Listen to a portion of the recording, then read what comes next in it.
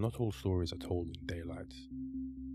Here we tell you the stories they warn you not to repeat, and the ones they pray aren't true. Come, sit closer to the fire. Tonight, our firelight flickers far from any city. We're on a lonely stretch of farmland in Walworth County, Wisconsin. Out here, the night is heavy. The fields seem endless, and when you drive the back roads, it feels like the darkness is watching you back. This is where the locals say a predator walks upright on two legs, tall, furred, and with eyes that burn like coals. They call it the Beast of Bray Road. The first murmurs of such a creature in the Elkhorn area date back decades, even before the name Beast took hold. Farmers in the late 1930s spoke of odd, bear-sized wolves moving at the edge of the tree line. Creatures that didn't run like normal animals. Some remembered it stepping into a cornfield on two legs before dropping to all fours and disappearing. But it wasn't until the late 1980s and early 1990s that a series of sightings brought the legend into sharp focus. A local newspaper reporter, Linda Godfrey, began gathering first-hand accounts, and what she found was unsettling. These weren't isolated rumours. They were coming from bus drivers, high school students, farmers, and hunters. People who had no reason to talk to each other, and yet they described the same thing.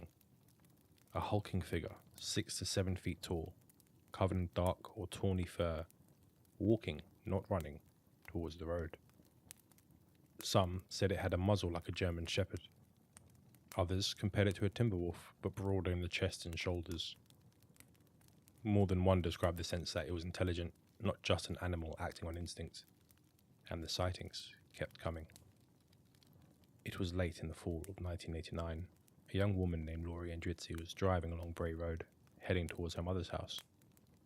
The night was cold, the fields lying dark and still under a thin layer of frost. Her headlights caught something ahead, crouched low on the side of the road.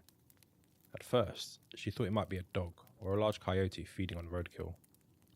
Common enough in rural Wisconsin.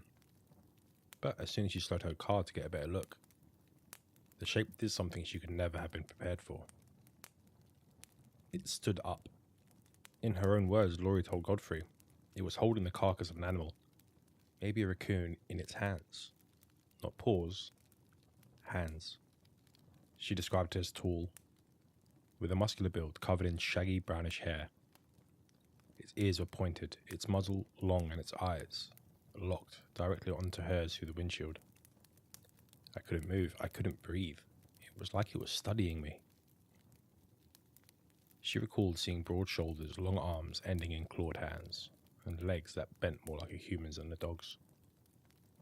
The creature took a step towards her vehicle, slow but deliberate, its hands still gripping the limp body of the animal. Laurie's heart was pounding as she hit the gas. In the rearview mirror, she saw it drop to all fours in one fluid motion, loping back towards the ditch as if melting into the shadows. When she told her family, they warned her not to go out there alone again after dark.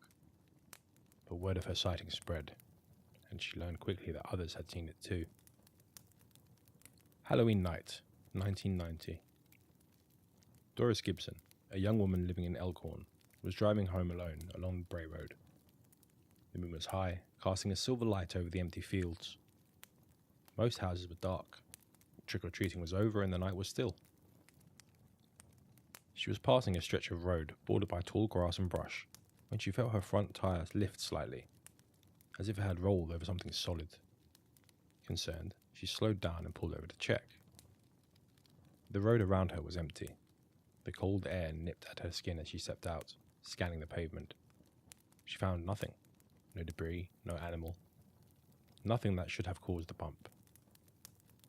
And then she heard it. From the ditch to her right came the sound of breathing. Heavy, slow, wet.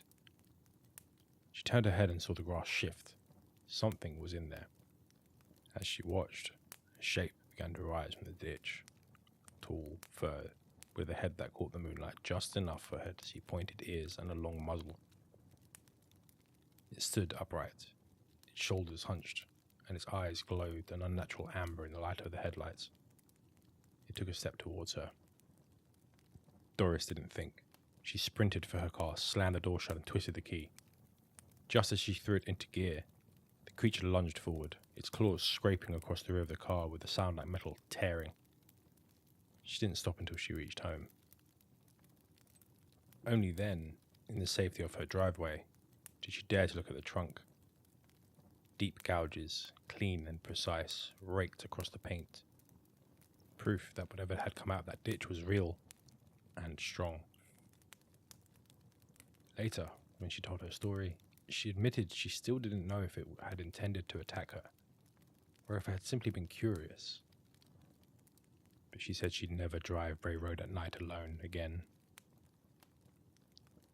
While the 1989 and 1990 encounters became the best known, they were far from the only ones. As Linda Godfrey began publishing articles on the Beast of Bray Road, more locals came forward. Some, hesitantly, worried about ridicule, but each with a story that fit the same disturbing mould. One woman, a school bus driver from the Elkhorn area, reported seeing the creature on multiple occasions during her early morning bus route. She would drive a rural stretch at dawn, the frost still clinging to the grass, when she spotted a tall, furred figure at the edge of the woods. She said it never ran from the bus. Instead, it would stand and watch, its head tracking her vehicle as she passed.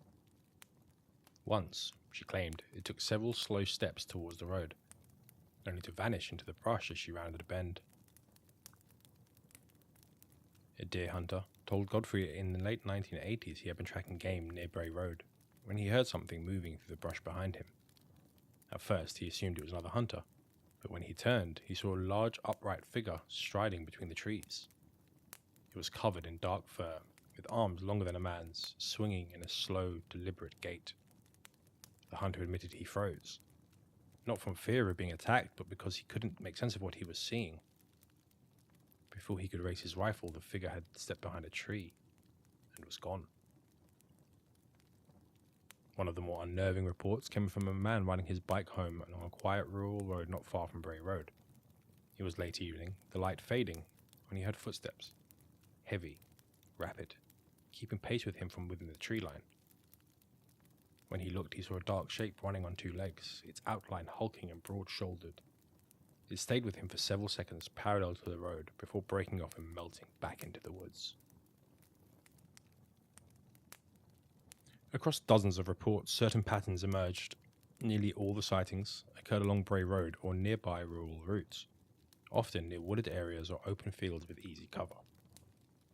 Most encounters happened at night or early morning, though a few occurred in broad daylight.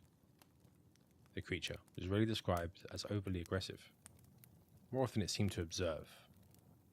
Witnesses noted its ability to switch between walking upright and dropping to all fours, often mid-stride. Theories. 1 would be a misidentified natural animal, possibly a large wolf, a bear with mange, or oversized feral dog, but consistent witness details argue otherwise. Perhaps an unknown cryptid canine, a surviving member of a prehistoric predator line adapted to modern environments. Maybe it's a shapeshifter or skinwalker, tied to Native American legends in the Great Lakes regions, beings capable of shifting between human and wolf form. Finally, potentially a paranormal entity. Some reports suggest unnatural abilities, vanishing from sight, inducing fear, and appearing in places it shouldn't be able to reach.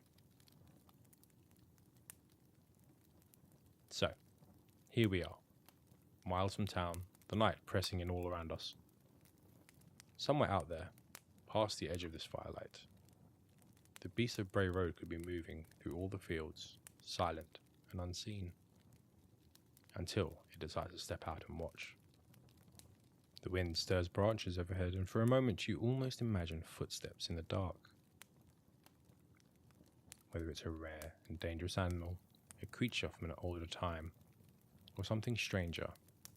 The fact remains, people have seen it.